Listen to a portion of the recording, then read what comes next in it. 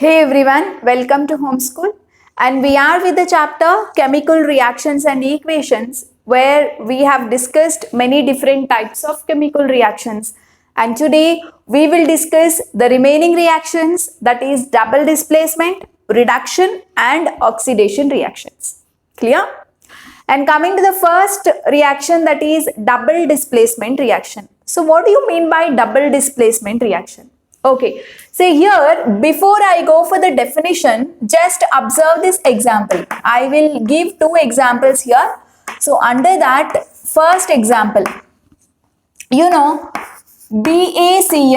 What do you mean by BaCl2? Barium chloride.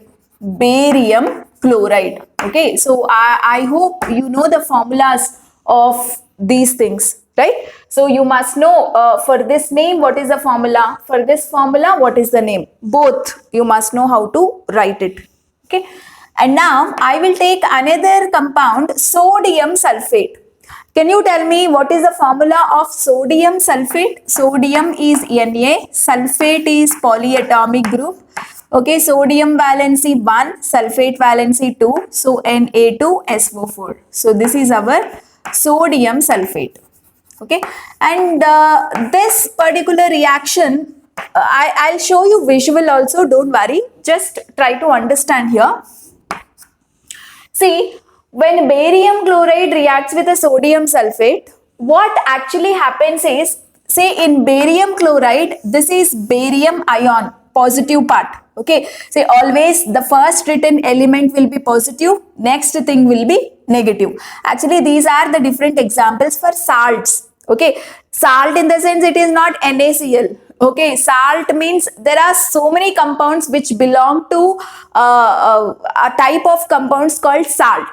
Okay, say the moment I say acids, you have so many types of acid. HCl is there, H2SO4 is there, nitric acid is there, right? Like that, salt means there are so many varieties of salts. Not only NaCl, there are many varieties of salts. So all these are different varieties of salts. Okay, the moment I say salt, one positive part will be there, another negative part will be there. So the first written element is positive part, the next one is negative. Again here, the first part is positive, the next part is negative. Okay, see what actually happens here is, see the barium ion, the barium goes in the place of sodium and sodium comes in the place of barium. Okay, so exchange of ions takes place. Okay, so the reaction in which exchange of ions, okay, we call them as ions, we don't call them as elements here, we call them as ions. When something has a positive and negative charge, right, we call them as ions. Okay, so exchange, barium goes in the place of sodium, sodium comes in the place of barium. Okay, so if that occurs, what do you get? If barium goes in the place of sodium, you will get barium sulfate. What is the formula of barium sulfate? Ba. Sulfate means SO4. Barium valency 2. Sulfate valency 2. So the formula BaSO4. Say since here 2 Nas are there, barium is coming, you will get Ba2. No. Okay. So formula have to be correct based on the valency. Okay, you can write the formula based on the crisscross rule that you will use based on valency. Barium valency 2, sulfate valency 2, 2 gets cancelled. So barium sulfate is the formula. Okay, now what is remaining? This, sodium comes in the place of barium. So what do you get? Na sodium chloride, NaCl. Is the formula correct? Yes. Na valency 1, Cl valency 1. So NaCl is the formula. Right? So this is what the reaction. Say this one, barium has gone in the place of sodium, sodium has come in the place of barium. So this is what we call double displacement. Okay? So let us now write the definition here. The reactions in which exchange of ions takes place is called double displacement reaction. Okay, so very important reaction, double displacement. So during a double displacement, actually insoluble substance will be formed. You know what? This is a colorless liquid. This is also a colorless liquid. Okay, when two colorless liquids are added, actually I will get white colored insoluble solid. Okay, the solid I will get which is not soluble in a solution.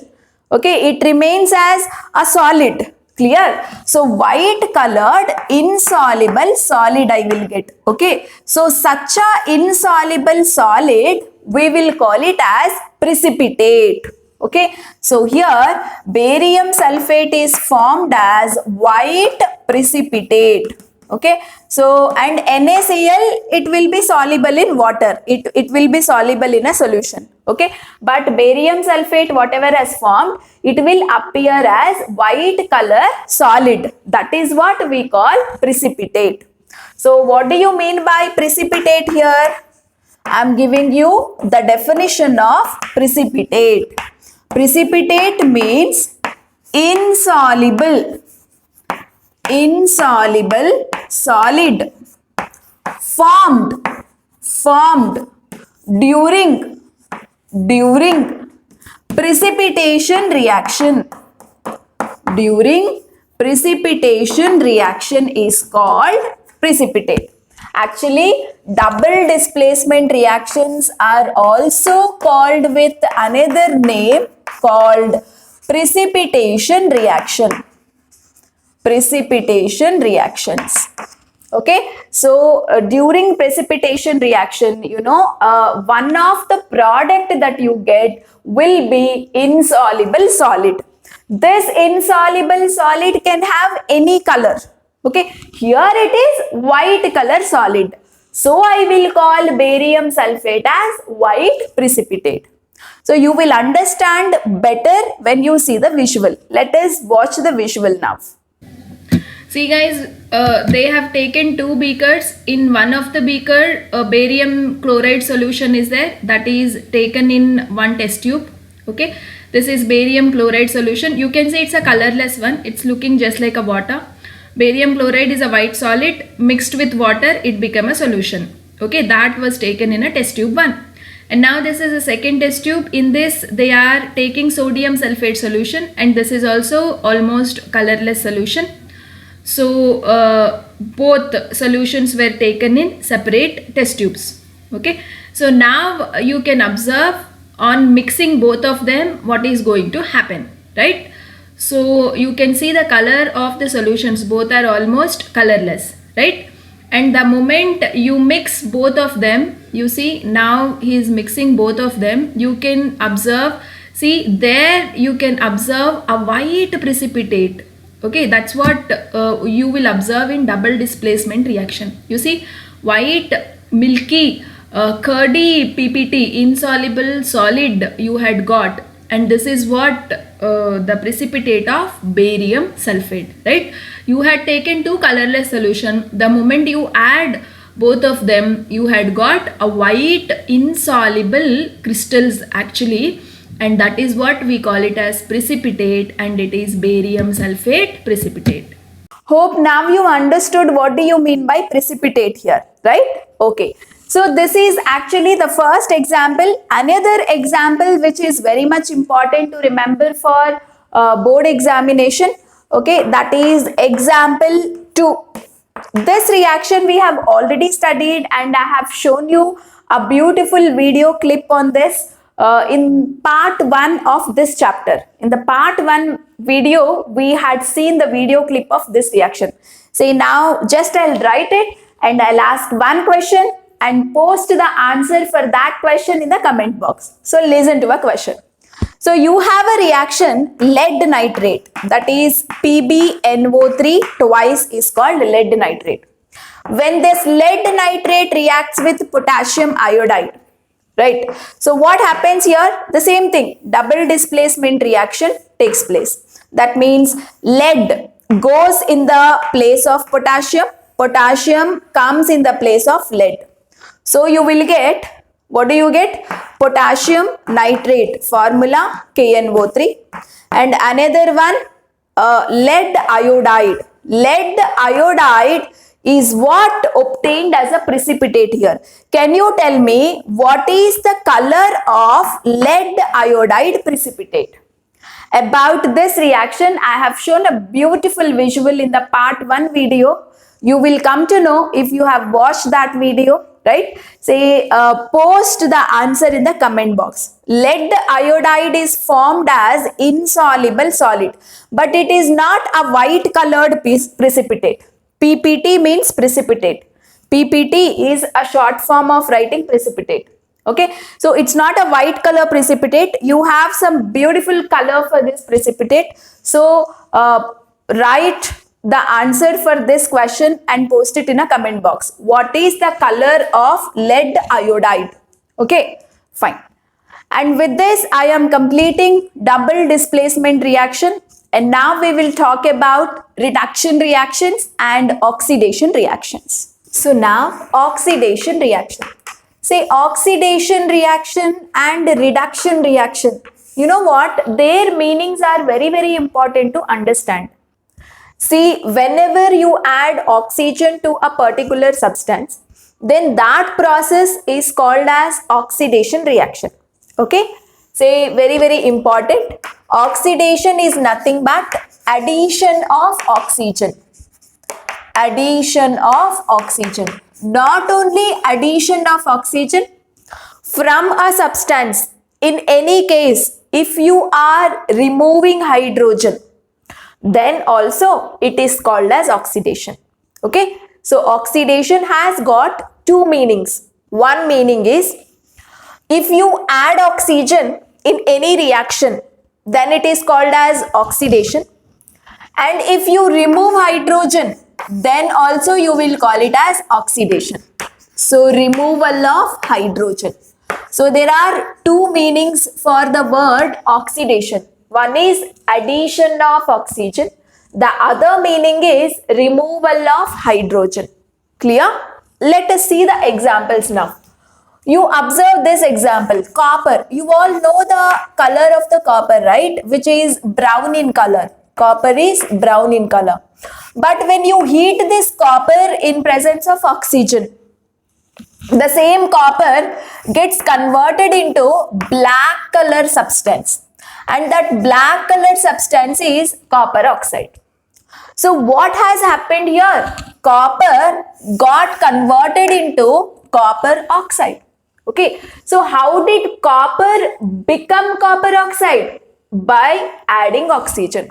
So this is the best example for oxidation. Okay, so oxidation means addition of oxygen or removal of hydrogen. You will see how hydrogen gets removed little later. Okay, just concentrate these examples. And another example, this is example number 1. And coming to example number 2. Okay, you studied this reaction in the first video. When magnesium is heated in presence of oxygen, you got magnesium oxide, isn't it? And this conversion, okay, say Mg converted into MgO. How? By the addition of oxygen. So this is also the best example for oxidation. Okay, so here for this reaction, one small thing, try to remember. I have shown a video clip on this reaction also in the part 1 video. Magnesium is available in the form of ribbon. So actually magnesium, before you heat in the fire, before you start heating magnesium to react with oxygen, you should rub the magnesium ribbon with sandpaper. Okay, only then reaction occurs nicely. Okay, so why you have to rub the magnesium ribbon with the sandpaper? Because, if this is the magnesium ribbon, around this ribbon, you will have a protective coating Okay, around the magnesium ribbon, you will have a protective coating. Okay, so this protective coating will protect magnesium. It will not allow magnesium to react. You have to remove this protective coating. To remove that protective coating, you should rub it on a rough surface, that is on sandpaper. Okay, when you nicely rub the magnesium ribbon with sandpaper, that protective covering would be removed. Once the protective covering is removed, you can burn with oxygen. On burning with oxygen, oxidation takes place and you will get magnesium oxide. Okay, so this is the importance of this reaction. Do remember, they'll ask you a question, why magnesium should be rubbed with sandpaper before burning? Okay, why? Post the answer in the comment box. Clear? Fine. And now let us talk about reduction reaction. Reduction reaction. So reduction reactions are just opposite. That means addition of hydrogen